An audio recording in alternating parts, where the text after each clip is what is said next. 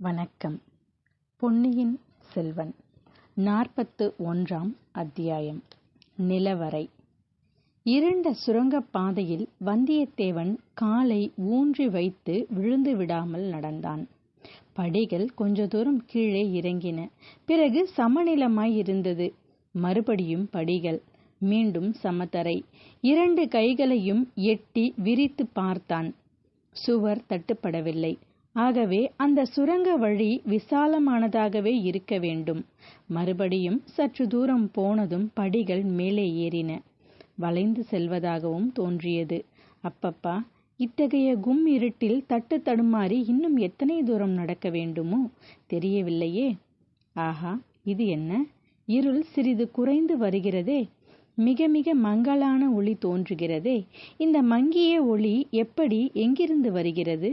மேலே கூரையில் எங்கிருந்தாவது வரும் நிலவின் ஒளியா, அல்லது சுவர்களில் உள்ள பலகனி வழியாக வரும் ஒளியா, மறைவான இடத்தில் வைத்திருக்கும் விளக்கிலிருந்து பரவும் ஒளியா? இல்லை இல்லை, இது என்ன அற்புதம்! நம் கண்முன்னால் தெரியும் இந்த காட்சி மெய்யான காட்சிதானா, அல்லது மூளை கலங்கியதால் ஏற்பட்ட தோற்றமா? அது ஒரு விசாலமான மண்டபம். கல்லை குடைந்து எடுத்து அமைத்த நிலவரை மண்டபம்.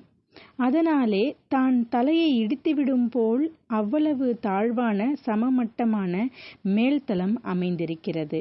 அந்த நிலவரையில் குடிகொண்டுள்ள மங்கிய நில ஒளி வெளியிலிருந்து வருவது அல்ல, கூரை வழியாகவோ பலகனி வழியாகவோ வருவதும் அல்ல.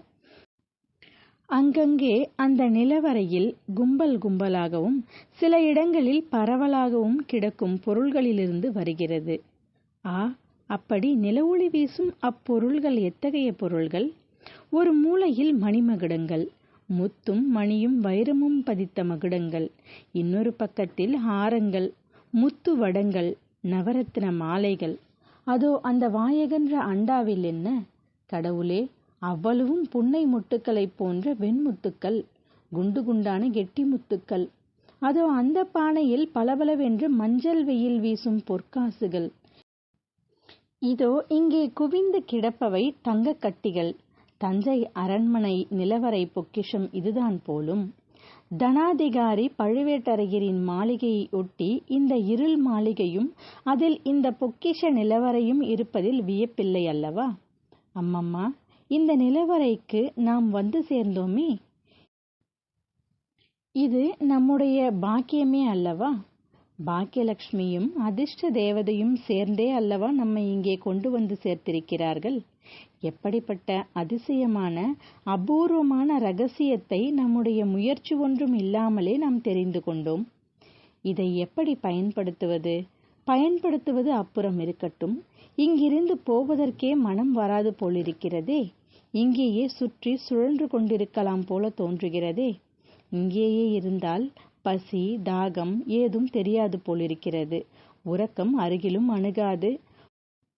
100 வருஷ காலமாக சோழ நாட்டு வீர சைன்யங்கள் அடைந்த வெற்றிகளின் பலன்கள் எல்லாம் இங்கே இருக்கின்றன. நவநிதி என்று சொல்வார்களே, அவ்வளவும் இங்கே இருக்கிறது. குபேரனுடைய பொக்கிஷத்தையும் தோற்கடிக்கும் செல்வ களஞ்சியம் இங்கே இருக்கிறது. இதை விட்டு எதற்காக போக வேண்டும்? வந்தியத்தேவன் அந்த நிலவரையை சுற்றி சுற்றி வந்தான். ஒரு மூலையில் கிடந்த மணிமகுடங்களை தொட்டு பார்த்தான். இன்னொரு பக்கத்தில் கிடந்த ரத்தின ஹாரங்களை கையில் எடுத்து பார்த்தான். அவற்றை போட்டுவிட்டு இன்னொரு பக்கம் சென்று செப்பு பானையில் நிறைந்திருந்த முத்துக்களில் கைகளை விட்டு அலைந்தான். வேறொரு பானையில் கையை விட்டு பொற்காசுகளை அள்ளிச் சொரிந்தான். ஒரு மூலையில் தரையில் பளபளவென்று ஏதோ பரவலாக ஜொலிப்பதைக் கண்டு அங்கே சென்றான். முதலில் என்ன என்று தெரியவில்லை. பிறகு குனிந்து உற்று பார்த்தான். ஐயோ ஆண்டவனே, இது ஒரு எலும்புக்கூடு. ஒரு காலத்தில் சதையும் இரத்தமும் தோலும் ரோமமும் மூக்கும் முகமும் கண்ணும் காதுமாக இருந்த மனித உடலின் எலும்புக்கூடு. இந்த எலும்புக்கூடு அசைகிறதே, உயிர் பெற்று எழுகிறதே, பொற்காசுகளைப் போலவே சத்தமிடுகிறதே, நமக்கு ஏதோ செய்தி சொல்ல எழுந்திருப்பதாய் காண்கிறதே. வல்லவரையனுடைய உடம்பிலிருந்து ஒவ்வொரு ரோமமும் குத்திட்டு நின்றது. தனக்கு பைத்தியம்தான் பிடித்துவிட்டது என்று நினைத்தான். சீச்சி, எலும்புக்கூடு எழுந்திருக்கவில்லை. அதற்குள்ளே இருந்து ஒரு பெருச்சாளி ஓடி வருகிறது. நம் கால் மீது விழுந்து ஓடுகிறது. ஆம், இப்போது பார்த்தால் எலும்புக்கூடு தரையிலேதான் விழுந்து கிடக்கிறது. ஆனால் அது நமக்கு ஒரு செய்தி சொல்லுகிறது என்பது உண்மை. ஓடிப்போ, இங்கே தாமதியாதே. நானும் உன்னைப் போல் உடல் படைத்த மனிதனாயிருந்தேன். இங்கு வந்து அகப்பட்டு கொண்டேன். இங்கேயே மாண்டு மடிந்தேன். இப்போது எலும்புக்கூடாக கிடக்கிறேன். ஓடிப்போ என்று அது நம்மை எச்சரிக்கிறது. இங்கிருந்து உடனே தப்பி சென்றோமோ பிழைத்தோம். இல்லாவிட்டால் அதோ கதிதான். அந்த மனிதனுக்கு ஏற்பட்ட கதிதான். வந்தியத்தேவன் அந்த நிலவறையிலிருந்து வெளியேற எண்ணினான். ஆனால் வெளியேறும் வழிதான் தெரியவில்லை. வந்த வழியை கண்டுபிடிக்க முடியவில்லை. நிலவறையின் ஓரமாக எங்கே போனாலும் இருள் என்னும் பூதம் வாயை பிளந்து கொண்டிருந்தது. கீழே பார்த்தால் அதல பாதாள படுகுழியாக தோன்றியது. ஏறி வந்த படிக்கட்டு எங்கேயோ ஓரிடத்தில் இருக்கத்தான் வேண்டும். அதை கண்டுபிடிக்க வந்தியத்தேவன் மேலும் முயன்றான். தேடி தேடி அலைந்தான். அப்படி அலையும்போது ஓரிடத்தில் சுவர் ஓரமாக ஒரு கும்பல் தங்க காசுகள் கிடப்பதை கண்டான். அந்த கும்பலின் மீது ஏதோ வலை பின்னியது போல் இருந்தது. உற்று பார்த்தபோது அக்குவியலின் பேரில் சிலந்தி வலை கட்டியிருப்பது தெரிந்தது. அது அவனுடைய சிந்தனையை தூண்டியது. பெரியோர்கள் மண்ணாசை, பெண்ணாசை, பொன்னாசைகளை சிலந்தி வலைக்கு ஒப்பிட்டிருக்கிறார்கள். சிலந்தி வலையை விரித்து கொண்டு காத்திருக்கிறது. எங்கிருந்தோ பறந்து வந்து அதில் அகப்பட்டு கொள்கிறது. பிறகு சிறிது சிறிதாக சிலந்தி ஈயை இழுத்து விழுங்குகிறது. 3 வித ஆசைகளும் அப்படித்தான். மனிதன் வழி தவறி சென்று அந்த ஆசை வலைகளில் விழுந்து அகப்பட்டு கொள்கிறான். அப்புறம் மீளுவதில்லை. மண்ணாசை, பெண்ணாசை, பொன்னாசை ஆகிய 3 ஆசைகளின் இயல்பையும் இன்று ஒரே நாளில் நாம் அனுபவித்து ஆகிவிட்டது. நந்தினி என்னும் பழுவூர் இளையராணி தன்னுடைய வலையில் நம்மை அகப்படுத்த பார்த்தாள். பழைய வானர்குல ராஜ்யத்தை அடையலாம் என்னும் மண்ணாசையையும் காட்டினாள். கடைசியாக இங்கே இந்த பயங்கரமான பொன்னாசை பூதம் நம்மை அடியோடு விழுங்க பார்க்கிறது. முதல் 2லிருந்தும் தப்பினோம். இந்த 3வது அபாயத்திலிருந்தும் தப்ப வேண்டும். நமக்கு எதற்காக இந்த வம்பெல்லாம்? ராஜ்யம் எதற்கு? செல்வம் எதற்கு? பெண்களின் கூட்டுறவுதான் எதற்கு? வானத்தை கூரையாக பெற்ற அகண்டமான பூமியே நமது அரண்மனை. யாதும் ஊரே யாவரும் கேளீர் என்று பண்டை தமிழ்நாட்டு பெரியோர்கள் சொல்லியிருக்கிறார்களே. எல்லா ஊரும் நம்முடைய ஊர்தான். எல்லா மனிதர்களும் நம்முடைய உறவினர்கள்தான். ஊர் ஊராக போக வேண்டியது புது வெள்ளம் பொங்கி வரும் நதிகளையும், புதிய இலைகள் தளிர்த்து விளங்கும் மரங்களையும், பலவர்ண பட்சிகளையும், மான்களையும், மயில்களையும், மலைகளையும், மலை சிகரங்களையும், வானத்தையும், மேகத்தையும், கடலையும், கடல் அலைகளையும் பார்த்து கழிக்க வேண்டியது. பசிக்கு உணவு கிடைக்கும் இடத்தில் உண்ண வேண்டியது. உறக்கம் வந்த இடத்தில் உறங்க வேண்டியது. ஆஹா, இதுவல்லவா இன்ப வாழ்க்கை? எளிதில் கிடைக்கக்கூடிய இத்தகைய ஆனந்த வாழ்க்கையை விட்டுவிட்டு தொல்லைகளும் சூழ்ச்சிகளும் ஆசைகளும் அபாயங்களும் நிறைந்த வாழ்க்கையை ஏன் மேற்கொள்ள வேண்டும்? எப்படியாவது இந்த நிலவறையை விட்டு இப்போது வெளியேறிவிட்டால் போதும். பிறகு இந்த இருள் மாளிகையும் இந்த தஞ்சாவூர் கோட்டையையும் விட்டு வெளியேறிவிட வேண்டும். பின்னர் இத்தகைய தொல்லைகளில் அகப்பட்டு கொள்ளவே கூடாது. ஆஹா, கதவு திறந்து விடும் ஓசை. மறுபடியும் காலடி ஓசை. இன்றைய இரவின் அதிசயங்களுக்கு முடிவே கிடையாது போலும்.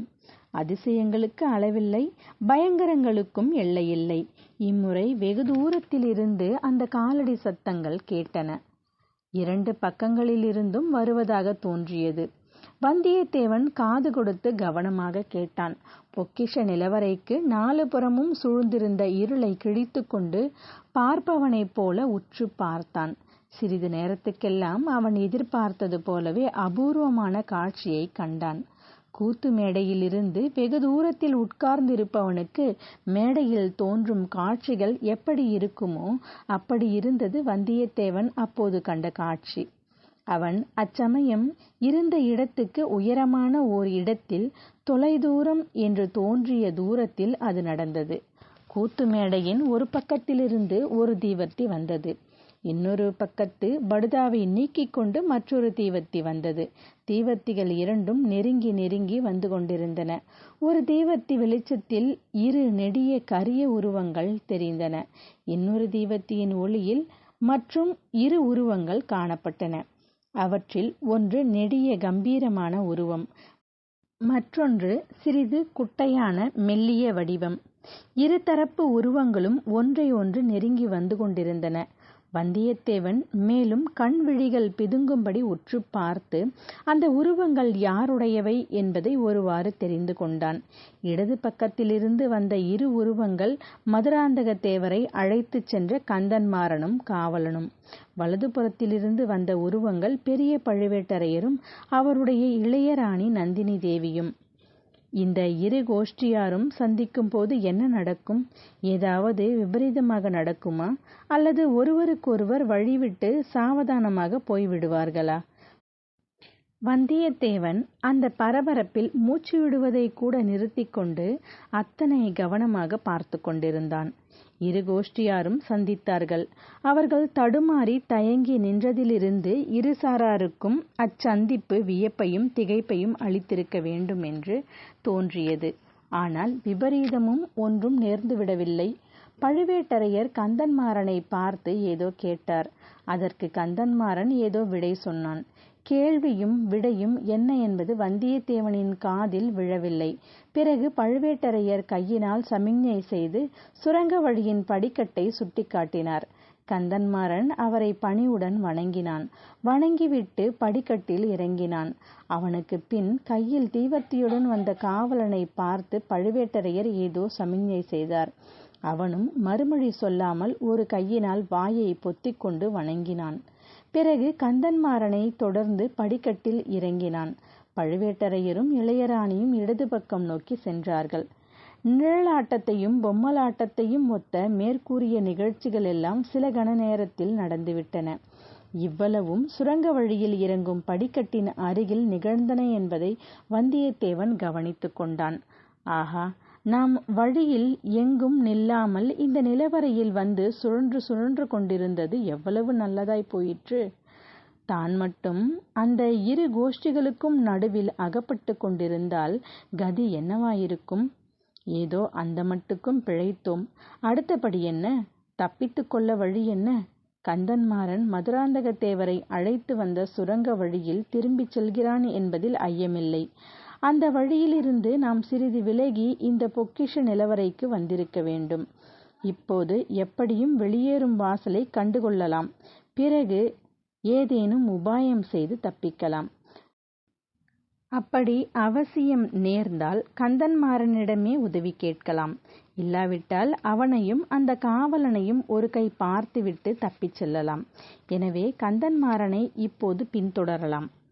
முதலில் தீவர்த்தி வெளிச்சம் நிலவரைக்கு அருகில் வருவது போல் இருந்தது. வந்தியத்தேவன் மூச்சை பிடித்து கொண்டு நின்றான். பிறகு அவ்வெளிச்சம் அகன்று செல்வது போல் இருந்தது. அதற்குள் வந்தியத்தேவன் சுற்றும் முற்றும் பார்த்தான். தான் அந்த நிலவரைக்குள் பிரவேசித்த படிக்கட்டு எது என்பதை அறிந்து கொண்டான். அதன் வழியாக கீழே இறங்கி மீண்டும் மேலேறினான். தீவர்த்தி வெளிச்சத்தை விட்டுவிடாமல், அதிகமாகவும் நெருங்காமல், காலடி ஓசை கேட்காதபடி மெதுவாக அடி வைத்து நடந்து சென்றான். வளைந்தும் நெளிந்தும் சுற்றியும் சுழன்றும் ஏறியும் இறங்கியும் சென்ற அந்த சுரங்க பாதையில் தானாக இருளில் நடந்து வழி கண்டு பிடித்து போவது எவ்வளவு அசாத்தியமான காரியம்! வாழ்க கந்தன்மாறன்! அவன் இப்போது தன்னை அறியாமல் நமக்கு செய்யும் உதவிக்கு எப்போது என்ன கைமாறு செய்ய போகிறோம்? இதற்கு ஒரு சந்தர்ப்பம் அவ்வளவு சீக்கிரத்திலேயே கிடைக்கும் என்று வந்தியத்தேவன் எண்ணவே இல்லை. சுரங்கப்பாதையின் முடிவு வந்துவிட்டது. எதிரில் பெருஞ்சுவர் தெரிந்தது. அதில் ஒரு வாசலோ கதவோ இருக்கும் என்று யாரும் கருத முடியாது. ஆயினும் இருக்கத்தானே வேண்டும். சுரங்கப்பாதைக்கு ஒரு வாசல் இருந்தே தீர வேண்டுமல்லவா? காவலன் வலது கையிலிருந்த தீவர்த்தியை இடது கைக்கு மாற்றிக்கொள்கிறான். வலது கையினால் சுவரில் ஓரிடத்தில் கை வைத்து ஏதோ செய்கிறான். திருகாணியை திருகுவது போல் திருகுகிறான். சுவரில் மெல்லிய கோடு போல் ஒரு பிளவு தோன்றுகிறது. பிளவு வர வர பெரிதாகி வருகிறது. ஒரு ஆள் உள்நுழையும்படியான பிளவாகிறது. காவலன் ஒரு கையினால் அதை சுட்டி காட்டுகிறான். கந்தன்மாறன் அவனிடம் ஏதோ சொல்லிவிட்டு சுவரில் தோன்றிய பிளவில் ஒரு காலை வைக்கிறான். ஒரு கால் இன்னும் பின்னால் தான் இருக்கிறது. இப்பொழுது அவனுடைய முதுகு பிரதேசம் முழுவதும் புலனாகிறது. ஆஹா, இது என்ன? இந்த காவலன் என்ன செய்கிறான்? அறையில் செருகியிருந்த கூரிய வளைந்த சிறு கத்தியை எடுக்கிறானே. கடவுளே, கந்தன்மாறனுடைய முதுகில் ஓங்கி குத்திவிட்டானே. பாதகன், பின்னாலிருந்து முதுகில் குத்தும் சண்டாளன். வந்தியத்தேவன் தான் பின்னால் ஒதுங்கியிருந்த இடத்திலிருந்து வெளிவந்தான். ஒரே பாய்ச்சலாக பாய்ந்தான். அந்த சத்தத்தை கேட்டு காவலன் திரும்பினான். தீவர்த்தியின் ஒளி வந்தியத்தேவன் முகத்திலே விழுந்தது. 42ஆம் அத்தியாயம். நட்புக்கு அழகா? வந்தியத்தேவனுடைய முதல் எண்ணம் எப்படியாவது கந்தன்மாறனை காப்பாற்ற வேண்டும் என்பதுதான். ஆனால் அவனை காப்பாற்றும் பிரயத்தனம் முதலில் செய்தால் அவனுடைய கதிதான் நமக்கும் ஏற்படும். ஆகையால் இந்த கொடூர காவலனை முதலில் சரிப்படுத்த வேண்டும். எனவே பாய்ந்து சென்றவன் காவலனுடைய கழுத்தில் தன்னுடைய ஒரு கையை சுற்றி வளைத்து கொண்டான். இன்னொரு கையால் தீவர்த்தியை தட்டிவிட்டான். தீவர்த்தி தரையில் விழுந்தது. அதன் ஒளிப்பிழம்பு சுருங்கி புகை அதிகமாயிற்று.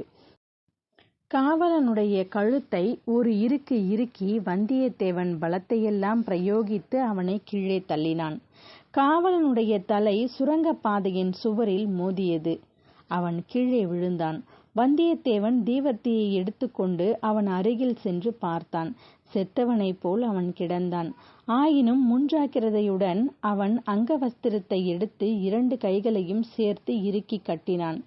இவ்வளவையும் சில வினாடி நேரத்தில் செய்துவிட்டு கந்தன்மாறனிடம் ஓடினான். அவன் முதுகில் குத்திய கத்தியுடன் பாதி உடம்பு சுரங்கப்பாதையிலும் பாதி உடல் வெளியிலுமாக கிடப்பதை கண்டான். அவனுடைய வேலும் பக்கத்தில் விழுந்து கிடந்தது. வந்தியத்தேவன் வெளியில் சென்று கந்தன்மாறனை பிடித்து இழுத்து வெளியேற்றினான். வேலையும் எடுத்துக்கொண்டான். உடனே கதவு தானாகவே மூடிக்கொண்டது. சுவர் அந்த பெரும் ரகசியத்தை மறைத்து கொண்டு இருள் வடிவமாக ஓங்கி நின்றது. ஓங்கி அடித்த காற்றிலிருந்து கோட்டைக்கு வெளியே வந்தாகிவிட்டது என்பதை வந்தியத்தேவன் அறிந்து கொண்டான். அடர்ந்த மரங்களும் கோட்டை சுவர் கொத்தளங்களும் சந்திரனை மறைத்து கொண்டிருந்தபடியால் நிலா வெளிச்சம் மிக மிக மங்கலாக தெரிந்தன. கந்தன்மாறனை தூக்கி வந்தியத்தேவன் தோளில் போட்டுக்கொண்டான். ஒரு கையில் கந்தன்மாறனின் வேலையும் எடுத்துக்கொண்டான். ஒரு அடி எடுத்து வைத்தான். சடசடவென்று மண் சரிந்து செங்குத்தாக கீழே விழுந்த உணர்ச்சி ஏற்பட்டது. சட்டென்று வேலை ஊன்றிக்கொண்டு பெருமுயற்சி செய்து நின்றான். கீழே பார்த்தான். மரங்களும் கோட்டை சுவரும் அளித்த நிழலில் நீர் பிரவாகம் தெரிந்தது. அதிவேகமாக பிரவாக சுழல்கள் சுழிகளுடன் சென்று கொண்டிருந்ததும் ஒருவாறு தெரிந்தது. நல்ல வேளை, கரணம் தப்பினால் மரணம் என்ற கதி நேரிட்டிருக்கலாம். கடவுள் காப்பாற்றினார். அந்த கொடும் பாதகன் காவலன். ஆனால் அவனை நொந்து என்ன பயன்? எஜமான் கட்டளையைத்தானே அவன் நிறைவேற்றியிருக்க வேண்டும். வாசற்படியில் முதுகில் குத்தி அப்படியே இந்த பள்ள புனல் வெள்ளத்தில் தள்ளிவிட உத்தேசித்திருக்க வேண்டும். நம்முடைய கால் இன்னும் சிறிது சறுக்கிவிட்டிருந்தால் 2 பேரும் இந்த ஆற்று மடுவில் விழுந்திருக்க நேர்ந்திருக்கும். நாம் ஒருவேளை தப்பி பிழைத்தாலும் கந்தன்மாறன் கதி அதோகதிதான். தஞ்சை கோட்டை சுவரை ஓரிடத்தில் வடவாறு நெருங்கிச் செல்வதாக வந்தியத்தேவன் அறிந்திருந்தான். இது வடவாறாகத்தான் இருக்க வேண்டும். வடவாற்றில் அதிக வெள்ளம் இப்போது இல்லை என்றாலும் இந்த கோட்டை ஓரத்தில் ஆழமான மடுவாக இருக்கலாம். யார் கண்டது? வேலை தண்ணீரில் விட்டு ஆழம் பார்த்தான் வந்தியத்தேவன். வேல் முழுவதும் தண்ணீருக்குள் சென்று முழுகியும் தரை தட்டுப்படவில்லை. ஆஹா, என்ன கொடூரமான பாதகர்கள் இவர்கள்! அதை பற்றி யோசிக்க இது சமயமில்லை. நாமும் தப்பி கந்தன்மாறனையும் தப்புவிக்கும் வழியை தேட வேண்டும். வெள்ள பிரவாகத்தின் ஓரமாகவே கால்கள் சறுக்கிவிடாமல் கெட்டியாக அழுத்தி பாதங்களை வைத்து வந்தியத்தேவன் நடந்தான். தோளில் கந்தன்மாறனுடனும் கையில் அவனுடைய வேலுடனும் நடந்தான். கந்தன்மாறன் 2-3 தடவை முக்கி முனகியது அவனுடைய நண்பனுக்கு தைரியத்தையும் மன உறுதியையும் அளித்தது. கொஞ்ச தூரம் இப்படியே சென்ற பிறகு கோட்டை சுவர் விலகி அப்பால் சென்றது. கரையோரத்தில் காடு தென்பட்டது. கீழே முட்கள் நிறைய கிடந்தபடியால் காலடி வைப்பது கஷ்டமாயிருந்தது. ஆஹா, இது என்ன?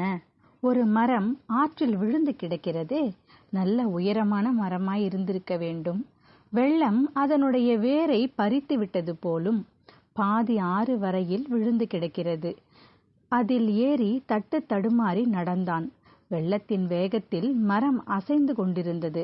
மரத்தின் கிளைகளும் இலைகளும் தண்ணீரில் அலைப்புண்டு தவித்தன. காற்றோ அசாத்தியமாக அடித்து கொண்டிருந்தது. மரத்தின் நுனிக்கு வந்ததும் வேலை விட்டு ஆழம் பார்த்தான். நல்ல வேளை, முருகன் காப்பாற்றினான். இங்கே அவ்வளவு பள்ளமில்லை. வந்தியத்தேவன் மரத்திலிருந்து நதியில் இறங்கி கடந்து சென்றான். அங்கங்கே பள்ளம் மேடுகளை சமாளித்து கொண்டு சென்றான். வெள்ளத்தின் வேகத்தையும் காற்றின் தீவிரத்தையும் தன் மன உறுதியினால் எதிர்த்து போராடி கொண்டு சென்றான். அவன் உடம்பு வெடவெட என்று சில சமயம் நடுங்கியது. தோளில் கிடந்த கந்தன்மாறன் சில சமயம் நழுவி விழுந்துவிட பார்த்தான். இந்த அபாயங்களுக்கெல்லாம் தப்பி வந்தியத்தேவன் அக்கரையை அடைந்தான். கொஞ்ச தூரம் இடுப்பு வரை நனைந்த ஈர துணியுடன் ஆஜானுபாகுவான கந்தன்மாறனுடைய கனமான உடலை தூக்கி கொண்டு தள்ளாடி சென்ற பிறகு மர நிழலில் சிறிது இடைவெளி ஏற்பட்ட ஓரிடத்தில் கந்தன்மாறனை கீழே மெதுவாக வைத்தான்.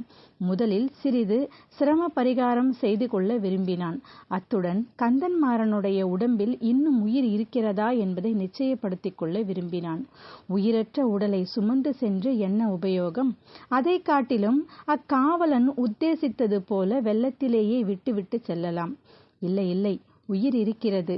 பெருமூச்சு வருகிறது. நாடி வேகமாக அடித்து கொள்ளுகிறது. நெஞ்சு விம்முகிறது. இப்போது என்ன செய்யலாம்? முதுகிலிருந்து கத்தியை எடுக்கலாமா? எடுத்தால் ரத்தம் பீரிட்டு அடிக்கும். அதனால் உயிர் போனாலும் போய்விடும். காயத்துக்கு உடனே சிகிச்சை செய்து கட்டுக்கட்ட வேண்டும். ஒருவனாக செய்யக்கூடிய காரியம் அல்லவே. வேறு யாரை உதவிக்கு தேடுவது? சேந்தன் அமுதனுடைய நினைவு வந்தது. அவனுடைய தோட்டமும் வீடும் வடவாற்றின் கரையிலேதான் இருக்கிறது. இங்கே சமீபத்திலேயே இருக்கக்கூடும். எப்படியாவது சேந்தன் அமுதனுடைய வீட்டுக்கு தூக்கி கொண்டு போய் சேர்த்தால் கந்தன்மாறன் பிழைக்க வழியுண்டு. ஒரு முயற்சி செய்து பார்க்கலாம். கந்தன்மாறனை மறுபடியும் தூக்க முயன்ற போது அவனுடைய கண்கள் திறந்திருப்பதை கண்ட வந்தியத்தேவன் வியப்பும் மகிழ்ச்சியும் கொண்டான். கந்தமாறா, நான் யார் தெரிகிறதா என்று கேட்டான். தெரிகிறது, நன்றாய் தெரிகிறது. வல்லவரையன் நீ. உன்னைப்போல் அருமையான நண்பனை தெரியாமல் இருக்குமா? மறக்கத்தான் முடியுமா? பின்னால் நின்று முதுகில் குத்தும் ஆப்த சிநேகிதன் அல்லவா நீ என்றான் கந்தன்மாறன். வல்லவரையனை இந்த கடைசி வார்த்தைகள் சவுக்கினால் அடிப்பது போல் இருந்தது. ஐயோ, நானா உன்னை பின்னாலிருந்து குத்தினேன் என்று ஆரம்பித்தவன் ஏதோ ஞாபகம் வந்து சட்டென்று நிறுத்தினான். நீ குத்தவில்லை. உன் கத்தி என் முதுகை தடவி கொடுத்தது. அட பாவி, உனக்காக வல்லவா இந்த சுரங்க வழியில் அவசர அவசரமாக கிளம்பினேன். பழுவேட்டரையருடைய ஆட்கள் உன்னை பிடிப்பதற்குள் நான் பிடிப்பதற்காக விரைந்தேன். உன்னை யாரும் எந்தவித உபத்திரவமும் செய்யாமல் தடுப்பதற்காக ஓடி வந்தேன். உன்னை தேடி பிடித்து வந்து சின்ன பழுவேட்டரையரின் கோட்டை காவல் படையில் சேர்த்து விடுவதாக சபதம் கூறிவிட்டு வந்தேன். இப்படி உனக்கு நன்மை செய்ய நினைத்த நண்பனுக்கு நீ இவ்வாறு துரோகம் செய்து விட்டாய். இதுதானா நட்புக்கு அழகு? நாம் ஒருவருக்கு ஒருவர் உதவி செய்து கொள்ள வேண்டும் என்று எத்தனை தடவை கையடித்து சத்தியம் செய்து கொடுத்திருக்கிறோம். அவ்வளவையும் காற்றில் பறக்கும்படி விட்டுவிட்டாயே. இந்த சோழ நாட்டு ராஜாங்கத்தில் நடக்கப் போகும் ஒரு பெரிய மாறுதலை பற்றியும் உனக்கு சொல்லி எச்சரிக்கை எண்ணியிருந்தேனே. அடடா, இனி இந்த உலகத்தில் யாரைத்தான் நான் நம்புவது என்று சொல்லி கந்தன்மாறன் மறுபடியும் கண்களை மூடினான். இவ்வளவு அதிகமாகவும் ஆத்திரமாகவும் பேசியது அவனை மீண்டும் மூர்ச்சையடையும்படி செய்திருக்க வேண்டும். நம்புவதற்கு மனிதர்களாயில்லை, பழுவேட்டரையர்களை நம்புவது என்று வந்தியத்தேவன் முணுமுணுத்தான். ஆயினும் அவனுடைய கண்களில் கண்ணீர் துளிர்த்தது. தான் சொல்ல எண்ணியதை சொல்லாமல் விட்டதே நல்லது என்று எண்ணிக்கொண்டான். கந்தன்மாறனுடைய உடலை மறுபடியும் தோளில் தூக்கி போட்டுக்கொண்டு நடக்கலுற்றான். இரவில் மலரும் பூக்களின் நறுமணம் குபீர் என்று வந்தது. சேந்தன் அமுதனுடைய வீடு சமீபத்தில் தான் இருக்க வேண்டும் என்று அவன் எண்ணியது வீண் போகவில்லை. விரைவில் தோட்டம் வந்தது. ஆனால் அந்த தோட்டம் முதல் நாள் பார்த்ததற்கும் இன்று பார்ப்பதற்கும் எவ்வளவு வித்தியாசம்! அனுமார் அழித்த அசோக வனத்தையும் வானரங்கள் அழித்த மதுவனத்தையும் அத்தோட்டம் அப்போது ஒத்திருந்தது. ஆஹா, தன்னை தேடிக்கொண்டு பழுவேட்டரையர்களின் ஆட்கள் இங்கே வந்திருக்கிறார்கள் போலிருக்கிறது. வந்தவர்கள்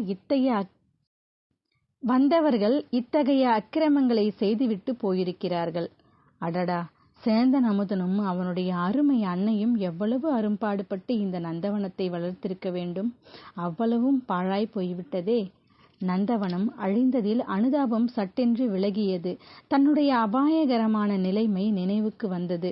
ஒற்றர்களும் கோட்டை காவல் வீரர்களும் இங்கே சமீபத்தில் எங்கேயாவது காத்திருந்தால் என்ன செய்வது? அவர்களை ஒரு கை பார்த்து சமாளிக்க வேண்டியதுதான். நல்ல வேளையாக அதோ நமது குதிரை கட்டிய மரத்திலேயே இன்னும் இருக்கிறது. ஒருவேளை தன்னை பிடிப்பதற்காகவே அதை விட்டு வைத்திருக்கிறார்களோ? எப்படி இருந்தாலும் என்ன செய்ய முடியும்? இவனை இக்குடிசையில் உள்ள நல்ல மனிதர்களிடம் ஒப்புவித்துவிட்டு குதிரையில் ஏறி தட்டிவிட வேண்டியதுதான். இங்கே புறப்படும் குதிரை பழையாறை போய்த்தான் நிற்க வேண்டும். மெல்ல மெல்ல அடிமேல அடி வைத்து நடந்து குடிசை வாசலை அடைந்தான். வாசல் திண்ணையில் படுத்திருந்த சேந்தன் அமுதனை தட்டி எழுப்பினான். தூக்கி வாரி போட்டு கொண்டு எழுந்த அமுதனுடைய வாயை பொத்தினான். பிறகு மெல்லிய குரலில் சொன்னான், தம்பி, நீதான் எனக்கு உதவி செய்ய வேண்டும். பெரிய சங்கடத்தில் அகப்பட்டு கொண்டிருக்கிறேன். இவன் என் அருமை சிநேகிதன், கடம்பூர் சம்புவராயர் மகன் ஸ்கந்தன்மாறன். நான் வரும் வழியில் யாரோ இவனை முதுகிலே குத்தி போட்டிருந்தார்கள், எடுத்து வந்தேன் என்றான். படுபாவிகள், முதுகிலே குத்தியிருக்கிறார்களே, எப்பேற்பட்ட சுத்த வீரர்கள் என்றான் அமுதன். பிறகு இவனை என்னால் முடிந்தவரை பார்த்து கொள்கிறேன். இன்று மாலையிலிருந்து கும்பல் கும்பலாக பல வீரர்கள் வந்து உன்னை தேடிவிட்டு போனார்கள். அவர்களால் நந்தவனமே அழிந்து போய்விட்டது. போனாலும் போகட்டும், நீ தப்பி பிழைத்தால் சரி. நல்ல வேளையாக உன் குதிரையை அவர்கள் விட்டு போய்விட்டார்கள். குதிரையில் ஏறி உடனே புறப்படு. அப்படித்தான் என் உத்தேசமும். ஆனால் இவன் உயிரை காப்பாற்ற ஏதேனும் செய்ய வேண்டும். அதை பற்றி உனக்கு கவலை வேண்டாம். என் தாயார் இம்மாதிரி விஷயங்களில் கை தேர்ந்தவள். காயங்களுக்கு சிகிச்சை செய்ய அவளுக்கு நன்றாய் தெரியும் என்று சொல்லி சேந்தன் அமுதன் குடிசையின் கதவை லேசாக 2 தட்டு தட்டினான். உடனே கதவு திறந்தது. சேந்தன் அமுதனுடைய அன்னை வாசற்படியில் நின்றாள். கந்தன்மாறனை இருவருமாக தூக்கி கொண்டு போய் உள்ளே கூடத்தில் போட்டார்கள். கைவிளக்கின் வெளிச்சத்தில் சேந்தன் அமுதன் தன் அன்னையுடன் சமிஞ்ஞையினால் பேசினான். அதை அவள் நன்கு அறிந்து கொண்டதாக தோன்றியது. கந்தன்மாறனை உற்று பார்த்தாள். முதுகில் செருகியிருந்த கத்தியை பார்த்து பிறகு உள்ளே போய் சில பச்சிலை தழைகளையும் பழந்துணியையும் எடுத்துக்கொண்டு வந்தாள். இருவரையும் நிமிர்ந்து பார்த்தாள். கந்தன்மாறனை சேந்தன் அமுதன் இறுக்கி பிடித்து கொண்டான். முதுகில் இத்தனை நேரமாய் நீட்டிக் கொண்டிருந்த கத்தியை வல்லவரையன் பலங்கொண்டு இழுத்து வெளியேற்றினான். இரத்தம் குபீர் என்று வெளியிட்டு பாய்ந்தது. உணர்ச்சியற்ற நிலையில் கந்தன்மாறன் ஓ என்று கத்தினான். வந்தியத்தேவன் அவனது வாயை பொத்தினான். காயத்தை சேந்தன் அமுதன் அமுக்கி பிடித்து கொண்டான். அமுதனுடைய அன்னை பச்சிலை தழைகளை காயத்தில் வைத்து கட்டினாள். கந்தன்மாறன் மறுபடியும் முக்கி முனகினான். தூரத்தில் திடுதிடுவென்று மனிதர்கள் ஓடிவரும் சப்தம் கேட்டது. போ போ, சீக்கிரம் போ என்றான் அமுதன். இரத்தக்கரை படிந்த கத்தியையும் வேலையும் கையில் எடுத்து கொண்டான் வந்தியத்தேவன். புறப்பட்டவன் தயங்கி நின்றான். தம்பி, நீ என்னை நம்புகிறாயா என்று கேட்டான். நான் கடவுளை நம்புகிறேன். உன்னிடம் பிரியம் வைத்திருக்கிறேன். எதற்காக கேட்டாய்? எனக்கு ஒரு உதவி செய்ய வேணும். இந்த பக்கத்தில் எனக்கு அவ்வளவாக வழி தெரியாது. அவசரமாக பழையாறைக்கு போக வேண்டும். குந்தவை பிராட்டிக்கு முக்கியமான செய்தி ஒன்று கொண்டு போக வேண்டும். கொஞ்ச தூரம் வழிகாட்டுவதற்கு வருகிறாயா? உடனே சேந்தன் அமுதன் தன் அன்னையிடம் இன்னும் ஏதோ ஜாடையாக சொன்னான். இதிலெல்லாம் அவள் அதிக வியப்பு அடைந்ததாக தோன்றவில்லை. போய் வரும்படி சமிஞ்ஞையினால் தெரிவித்தாள். காயம்பட்டவனை தான் கவனித்துக் கொள்வதாகவும் ஜாடை காட்டினாள். சேந்தனும் தேவனும் புறப்பட்டு சென்றார்கள். முதலில் தேவனும் பின்னால் சேந்தனும் குதிரை மேல் ஏறிக்கொண்டார்கள். குதிரையின் சத்தம் கேளாதபடி மெதுவாகவே செலுத்தினான் வந்தியத்தேவன். சற்று தூரம் போன பிறகு தட்டிவிட்டான். குதிரை பாய்ச்சலில் பீத்து கொண்டு சென்றது. குதிரை புறப்பட்ட அதே நேரத்தில் 5-6 வீரர்கள் குடிசைக்கு வந்து சேர்ந்தார்கள். கதவை தடதட என்று தட்டினார்கள். அமுதனின் தாய் கதவை திறந்தாள். வாசற்படியில் நின்றாள். இங்கே என்னமோ கூச்சல் கேட்டதே, அது என்ன என்று இறைந்தான் ஒரு வீரன். அமுதனின் அன்னை ஏதோ உளறி குளறினாள். இந்த செவிட்டு ஊமையிடம் பேசி என்ன பயன், உள்ளே போய் பார்க்கலாம் என்றான் ஒருவன். இவள் வழிமறைத்து கொண்டு நிற்கிறாளே, அந்த பூக்குடலை பையன் எங்கே போனான்? ஊமையை தள்ளி விட்டு உள்ளே நுழையுங்களடா. சேந்தன் அமுதனுடைய தாயார் மேலும் ஊமை பாஷையில் ஏதேதோ கத்தினாள். தன்னை தள்ள முயன்ற வீரனை அவள் தள்ளிவிட்டு கதவை தாளிட பார்த்தாள். 4-5 பேராக கதவை பிடித்து தள்ளி சாத்த முடியாதபடி செய்தார்கள். அமுதனுடைய தாய் இன்னும் உரத்த கூச்சல் புலம்பலுடன் திடீரென்று கதவை விட்டாள். 2-3 பேர் கீழே உருட்டி எடுத்து கொண்டு விழுந்தார்கள். மற்றவர்கள் அவர்களை மிதித்து கொண்டு உள்ளே புகுந்தார்கள். ஆள் இங்கே இருக்கிறான் என்று ஒருவன் கத்தினான். அகப்பட்டு கொண்டானா என்று இன்னொருவன். ஓடப்போகிறான், பிடித்து கட்டி போடுங்கள் என்றான் இன்னொருவன். ஊமை மேலும் புலம்பினாள். ஒரே இரத்த விழாராக இருக்கிறதே என்று ஒருவன் கூவினான். ஊமை கைவிளக்கை தூக்கி பிடித்து கீழே கிடந்தவனை சுட்டிக்காட்டி பே பே என்றாள். அடே, இவன் வேறு ஆள் போல தோன்றுகிறதே. பே பே, நேற்று இங்கு வந்திருந்தவன் தானா இவன்?